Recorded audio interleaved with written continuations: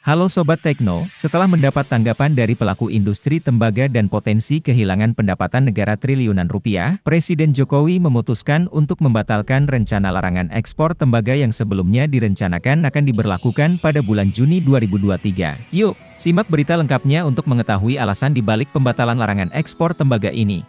Pembatalan larangan ekspor tembaga dalam negeri disebabkan oleh pemahaman Presiden Jokowi bahwa kondisi pandemi COVID-19 sempat menghambat upaya hilirisasi industri.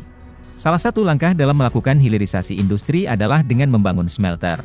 Perusahaan-perusahaan tembaga dalam negeri sedang membangun smelter, namun pembangunan belum terselesaikan menjelang diberlakukannya larangan ekspor pada Juni 2023.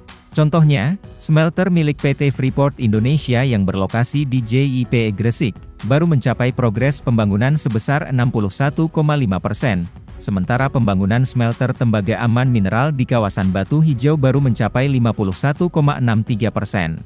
Pemerintah juga mempertimbangkan temuan bahwa larangan ekspor berpotensi merugikan negara dari nilai ekspor PT FI yang mencapai 120 triliun rupiah per tahun.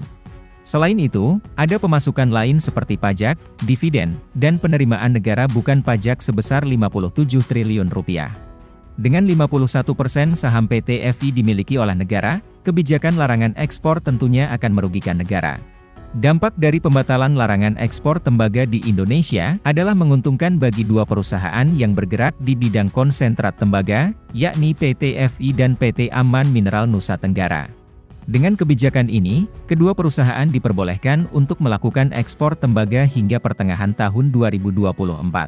Walaupun larangan ekspor tembaga dibatalkan, dan kedua perusahaan diizinkan untuk tetap mengekspor bahan mentah, Menteri Energi dan Sumber Daya Mineral, Arifin Tasrif, menetapkan suatu kondisi. Kedua perusahaan, yaitu PT FI dan Aman Mineral, diwajibkan menyelesaikan pembangunan smelter dengan segera. PT FI dan Aman Mineral tidak hanya diminta untuk mempercepat pembangunan smelter, tetapi juga akan dikenakan denda sebagai konsekuensi dari keterlambatan dalam pembangunan smelter.